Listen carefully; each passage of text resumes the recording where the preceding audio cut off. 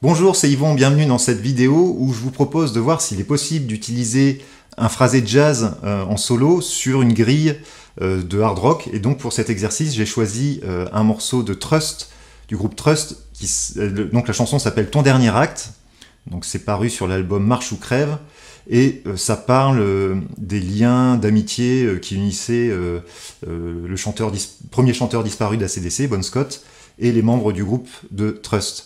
Donc j'aime beaucoup cette chanson, et si je vous parle de ce sujet, c'est parce que il y a quelque chose de très sombre dans l'harmonie qui soutient le texte. Donc voilà, ça c'est assez intéressant. Et vous allez voir qu'on peut jouer des phrases jazzy dessus, ça marche très très bien.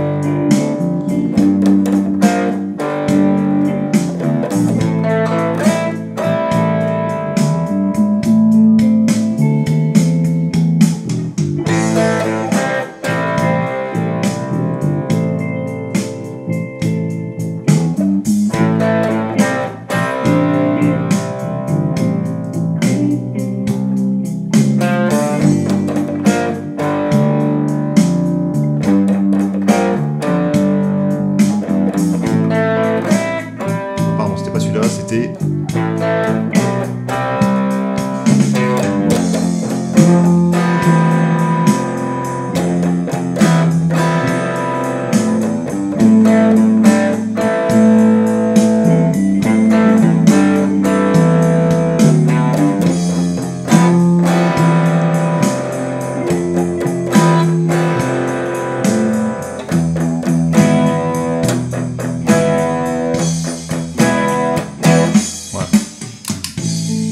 Alors tout d'abord, on va voir ce riff d'accompagnement, donc qui est très très bluesy au départ et qui devient plus hard rock dans la deuxième partie. Donc dans la première partie, on va avoir quelque chose qui ressemble à ça.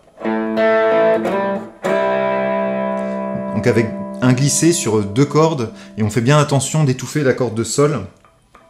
C'est-à-dire que là, je joue les cordes Ré et Si, et je glisse d'une case pour avoir ce son très blue note, quoi, bluesy. Hein. Voilà, donc ça c'est la première fois, pour les premières mesures, les deux premières mesures. Et ensuite, pour les deux mesures suivantes, on va avoir pratiquement la même chose, sauf que la dernière attaque jouée, la double note, là, c'est sur les cordes Ré et Sol. Voilà. Ensuite, on va passer à deux mesures de Sol, et donc ça va donner... Il y a deux notes pour amener ces deux mesures de Sol, ce sont ces deux notes-là. Et après on va avoir... Donc, pour avoir le son ici, hein, je pose ma main sur la grosse corde, au départ des cordes ici, au niveau du chevalet, hein, et voilà, j'étouffe légèrement. Faut pas avoir un son ouvert comme ça.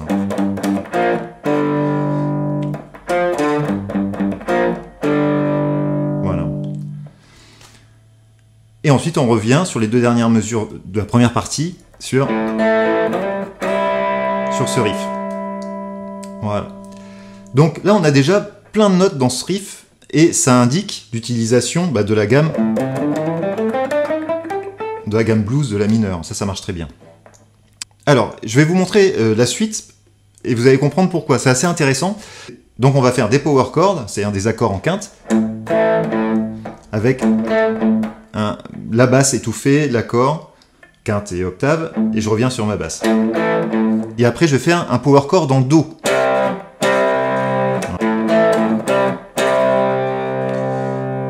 Voilà. Et quand je fais ça, en fait, j'utilise que des accords à deux sons, puisque c'est des accords en quinte, La, Mi, pour la première partie, et Do, Sol pour cet accord-là. Et si je remélange toutes ces notes-là, La, Do, Mi, Sol, ben, La, Do, Mi, Sol, c'est un accord de La mineur 7 en fait. Donc le fait de jouer ces deux accords-là superposés, pardon, on va avoir cette couleur de La mineur 7, mais avec un son bien comme il faut, quoi. Voilà. Donc ça, c'est joué 2 fois. Ensuite, retour au power chord en Sol, avec la même technique. Et je reviens sur...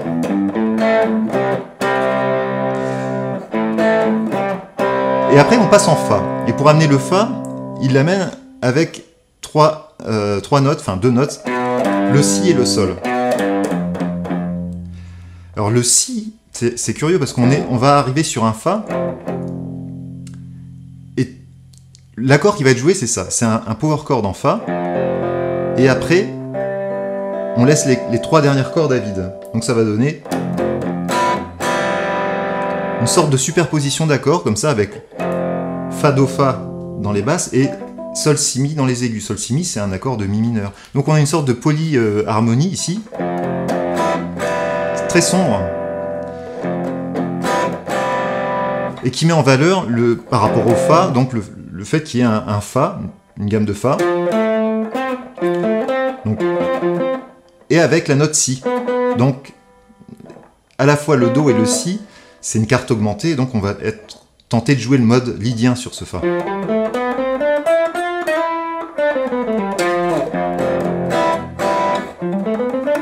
Voilà.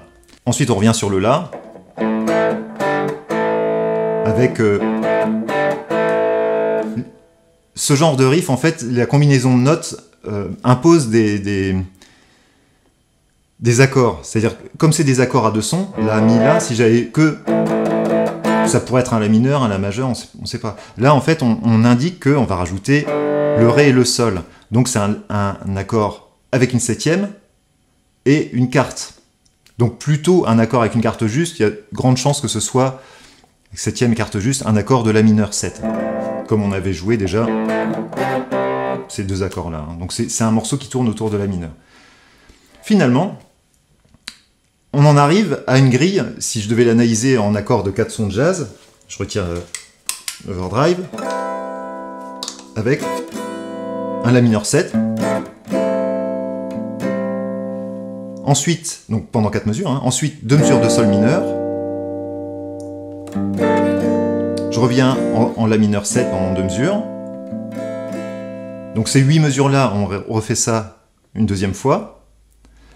Et après, on passe en Fa. Et donc le Fa lydien, donc Fa majeur 7. Voilà. On peut rajouter la carte augmentée. Et le La mineur. Je peux rajouter la 9e, par exemple. Voilà. Donc je me retrouve avec une grille. Bah voilà, si on joue un peu avec des accords de jazz, on cerne mieux ce qu'on va pouvoir faire sur ces accords. Voilà. Si je fais des accords plus jazz... Je vais pouvoir ajouter aussi des éléments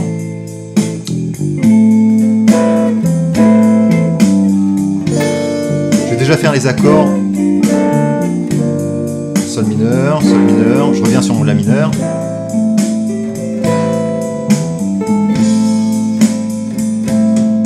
Deuxième partie, je peux rajouter des éléments, c'est-à-dire des dominantes secondaires, c'est-à-dire 5e degré de La, c'est Mi. Donc je peux faire 5e degré de Sol, c'est Ré. Donc je peux rajouter comme ça des éléments. Alors évidemment, ça a planté, mais c'est pas grave. C'est-à-dire rajouter des accords, des 5e degrés des accords de la grille. C'est-à-dire mon La mineur, je peux l'amener par le 5e degré de La, Si, Do, Ré, Mi, un Mi 7. Et donc je vais faire un Mi 7, dièse 9, Mi 7, dièse 9, bémol 13, comme ça, pour revenir sur mon La. Pour amener mon Sol, je peux l'amener avec un Ré. Pour amener le retour au La, je vais passer par le 5e degré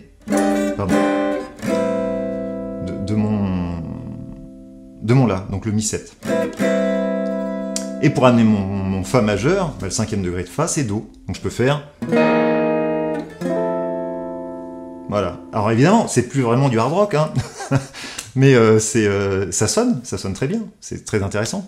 Et donc on va pouvoir jouer en solo aussi avec ces outils-là. C'est-à-dire, sur tous les accords que je rajoute, qui ne sont pas nécessairement sur le playback, ni dans l'accompagnement, si je les joue en solo, à base d'arpège, on obtient des résultats qui sont tout à fait intéressants en tout cas. Moi j'aime beaucoup. Donc ça pourrait donner quelque chose comme ça.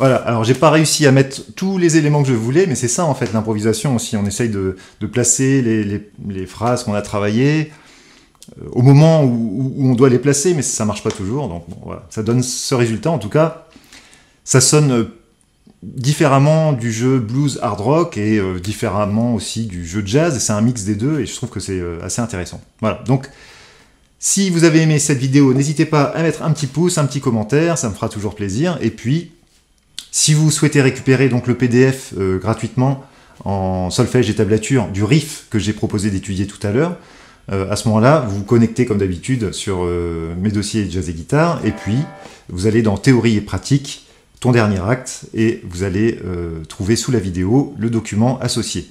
Si vous n'avez pas encore accès à ce dossier, vous pouvez vous inscrire gratuitement en allant sur le lien qui se trouve dans la description de cette vidéo.